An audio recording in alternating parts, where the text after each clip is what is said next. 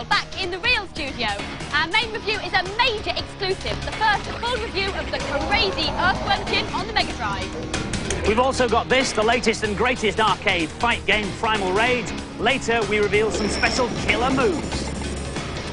And I'll be discovering how the fastest graphics computers in the world are being used to create the best VR ride ever made.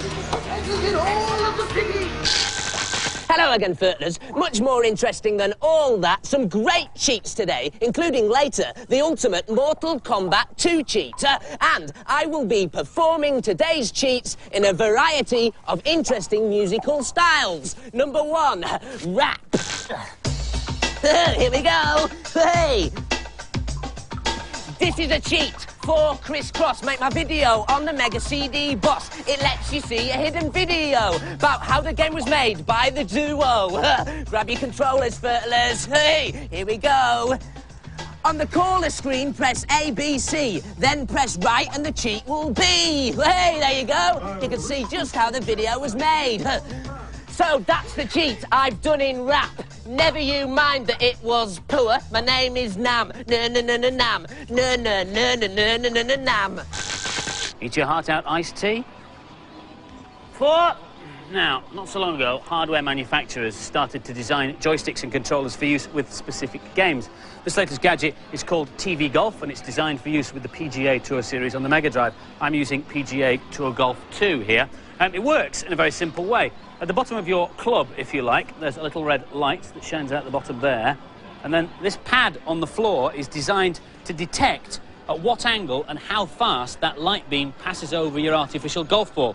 It passes that information to the Mega Drive, and so your shot is transferred to the game. It's quite difficult to get used to at first, but eventually you'll find it's quite fun. You've got to be careful, though, because you'll end up with a few dents in the ceiling if you're not careful. Just take a look at the Bad Influence office if you don't believe me. I thought it was a bit of a gimmick at first, but once I started to try it, I really like it. This is great fun. I'm playing the long-awaited Doom 2 with the funkily named Cyberman, a vibrating mouse. Now, it was originally designed with games like Doom and Doom 2 in mind, but since then, other software has been written for it, because as well as being able to go forwards, backwards, left and right, also, when you get shot, you can actually feel it. The mouse starts shaking violently. Now, here's a bloke, and if I turn around, I can't see him, but I should be able to feel it when he shoots me. There, it feels like putting your hand on top of a spin dryer. This is the latest gadget from America for playing baseball games. I'm using Super Baseball 2020. Inside the bat is a switch that detects when you've swung the bat, and so tells the Mega Drive to make your swing in the game. I don't think it's anywhere near as good as TV Golf. The main problem is that you have to swing much earlier using this than you would if you were using your ordinary hand controller if you want to try and get that elusive home run. Ooh, careful, Andy. Our main review this week is one of the major game releases of the year, Earthworm Jim, due out on the Mega Drive and SNES at the end of this month. Yippee! Earthworm Jim is the everyday story of a common earthworm who gets taken over by a cybernetic spacesuit. Suddenly, he is no longer content with just eating soil. He must now save the universe, look for princesses, and generally behave more like a worm stuck inside a cybernetic spacesuit. Well, that's the story, but what's it like to play? Here's Lakesh with the Mega Drive version. This is really special, and it's what a platform game should be. It's original and funny, and you won't want to put it down. These little guys are indestructible. The only way to get past them is by releasing the hamster from its cage and riding on its back. It can then go through the tunnel and eat them up. Some of the puzzles in this game are quite difficult. This is one of the easier ones. The graphics are superb, as is the sound. It's not the kind of music you want to turn off. The aim of this level is to get Pete the puppy safely back home. You've got to save him from the various pitfalls and aliens which come after him and try and kill him. If he dies, though, he turns into a massive mutant monster. Here he comes for me now. This is a great idea for a platform game. You can't see any platforms. It's completely in the dark. It's still very funny, though, even without the graphics. Just listen to the sound effects. It looks great, and it plays like a dream. There are enough new ideas in here to furnish 10 new games. Now this game will improve your life. I love it. I just laughed all the way through. This is one smart game. It's the best thing I've played on any system for graphics and sound. And so the scores for Earthworm Jim, both the boys and the girls gave it a Wrigley maximum, 5 out of 5. What do all of these things have in common? The latest and hottest Nintendo game system, a Teletop computer that lets you run videos on demand, and the dinosaurs in Jurassic Park. Well, they all rely on hardware made by just one company. It's called Silicon Graphics, and this is its headquarters in Mountain View, California, right at the heart of Silicon Valley. Now, you may not have heard of Silicon Graphics yet, but you certainly will next year, because they're designing the hardware for Nintendo's new home console, the Ultra 64. This is a demonstration which gives a taste of just how good the games will look.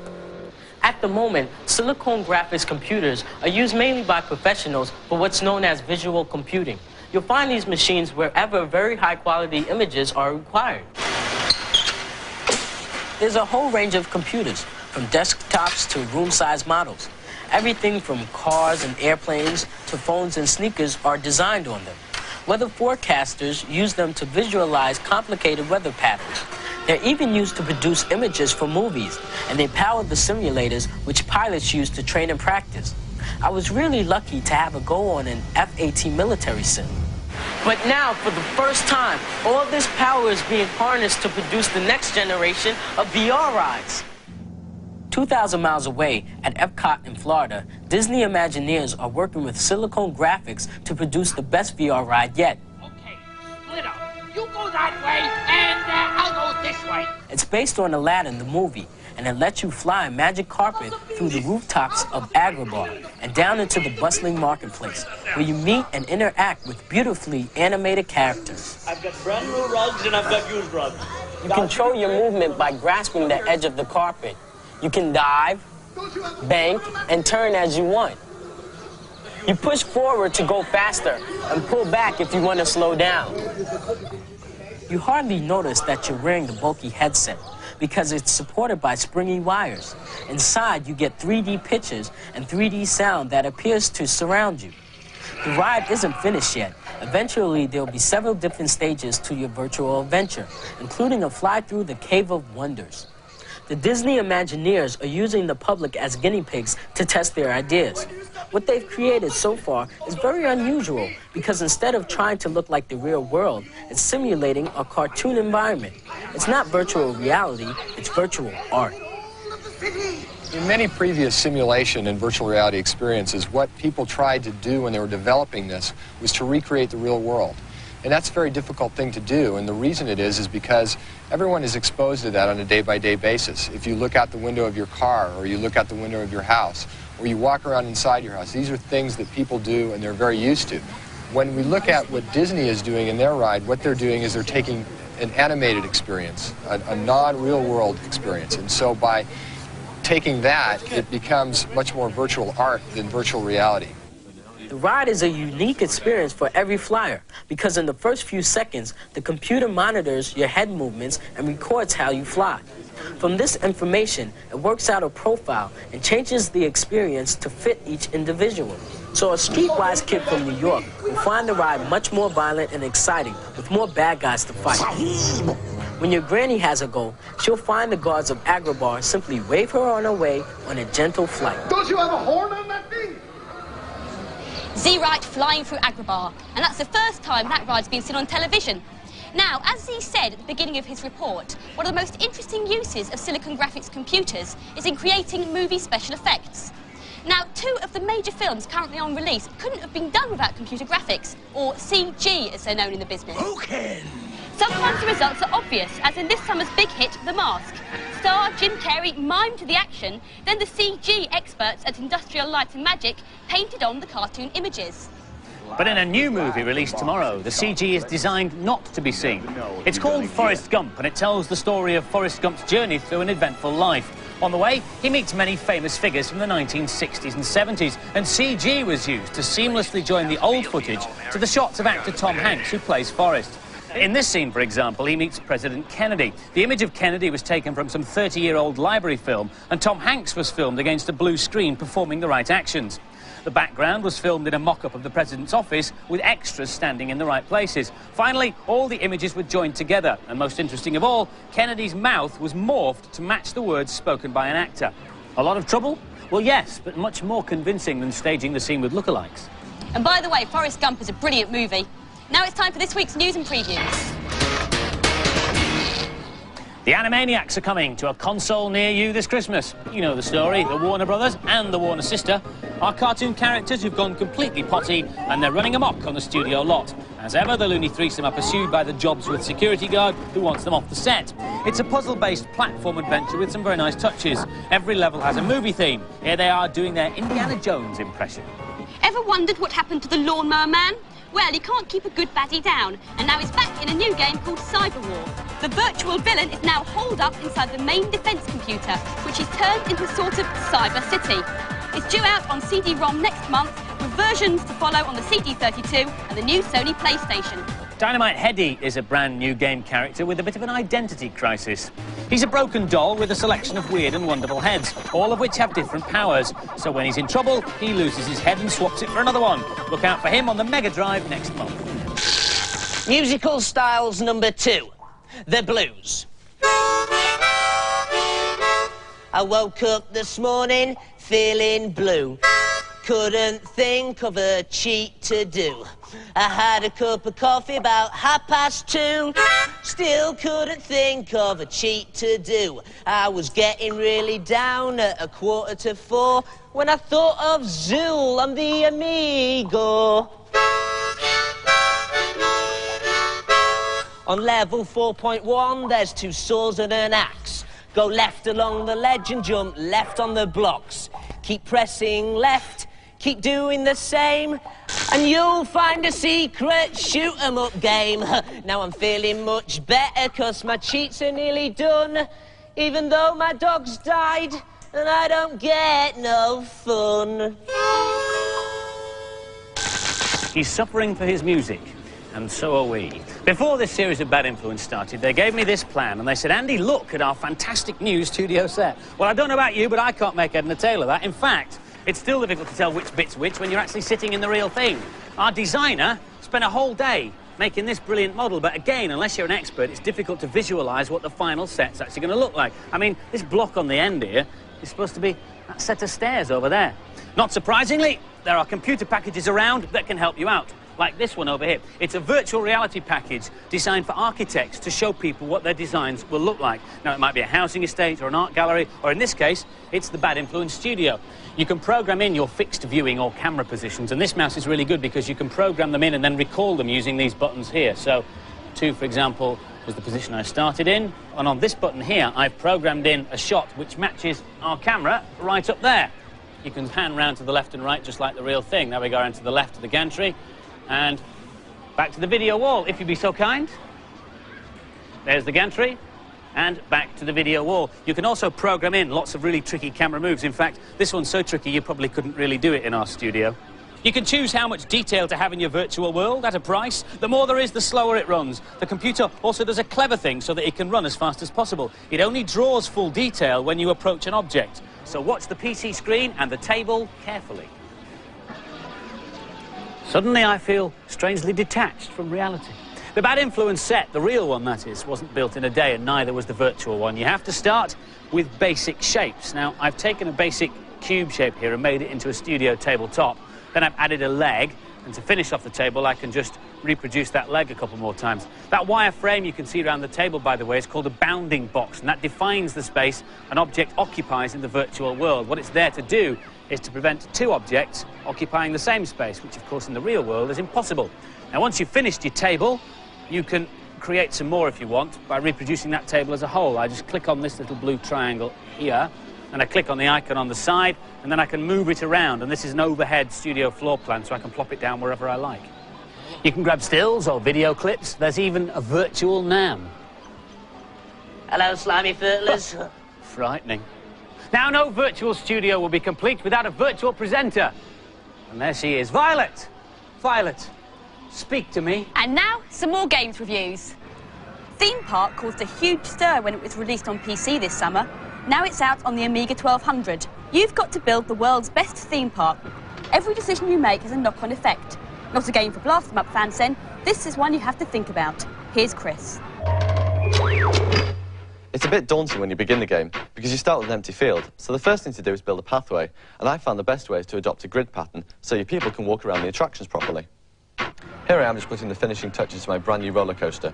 You can alter the height of the ride, the duration, the length, and the speed of it. I'm just smoothing off the corner here so people don't bring up their lunch. So where did they get their lunch from? Well, I built a fry stall and a cola stall, and I've done a bit of a sneaky thing by putting a bit too much salt on the fries so they buy more drinks and spend more money at my park.